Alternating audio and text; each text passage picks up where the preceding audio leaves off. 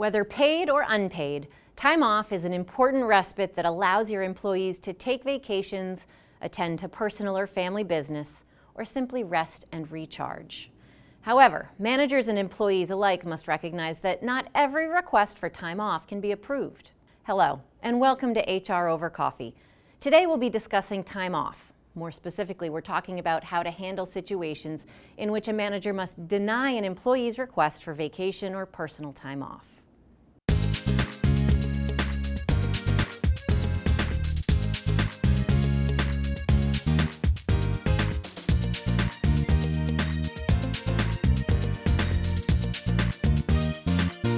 While most managers would like to accommodate their employees, some businesses demand coverage during typical holiday or vacation periods.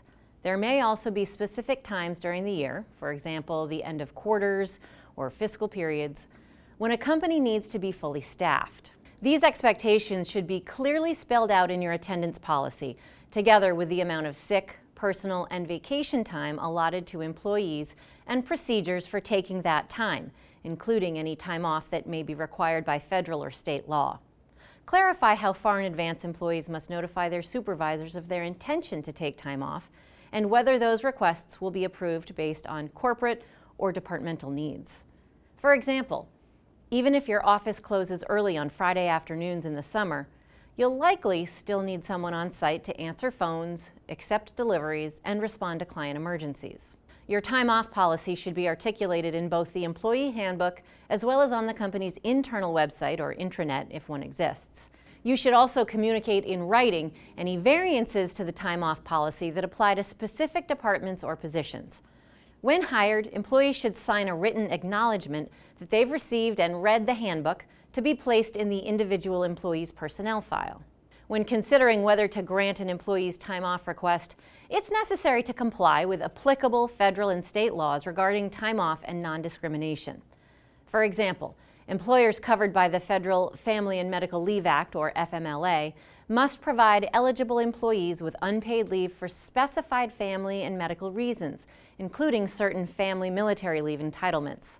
The FMLA provides specific procedures and notice requirements for both employers and employees when it comes to requests for time off. For employers covered by the Federal Americans with Disabilities Act, or ADA, permitting the use of accrued paid leave or unpaid leave is a form of reasonable accommodation when necessitated by an employee's disability. In general, the ADA requires that covered employers make reasonable accommodation to the known physical or mental limitations of an otherwise qualified individual with a disability, unless the employer can demonstrate that the accommodation would impose an undue hardship. An employer does not have to provide paid leave beyond that which is provided to similarly situated employees.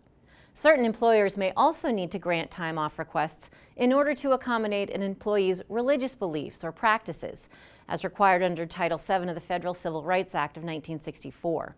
In addition to federal requirements, many states and cities also have laws requiring that certain employers allow employees to be absent from work, either with or without pay, due to specified circumstances.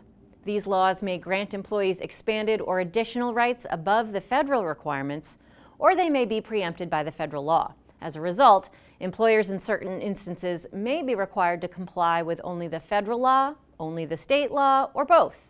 If there's any question as to which law applies to a particular employer or situation, the employer should contact a knowledgeable employment law attorney or contact its state labor department for specific guidance. Examples of state-specific laws regarding time off include family and medical leave, paid or unpaid sick leave, disability or other non-discrimination laws, military leave, jury duty, crime and witness leaves, leave to donate organs or blood, and leave to participate in school or daycare activities for an employee's child.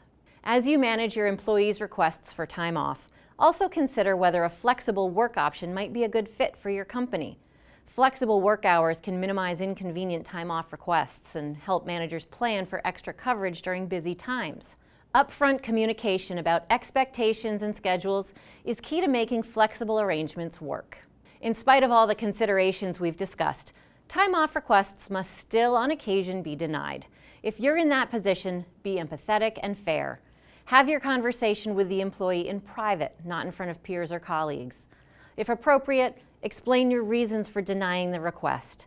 listen to the employee's needs and concerns, and attempt to find a resolution that works for the employee, the department, and the organization. Finally, remember to follow all applicable laws and apply those laws in your company policies consistently and fairly among all employees. Thank you for joining us today for HR Over Coffee. For more information on time off, including sample forms and policies, visit us online at hr360.com.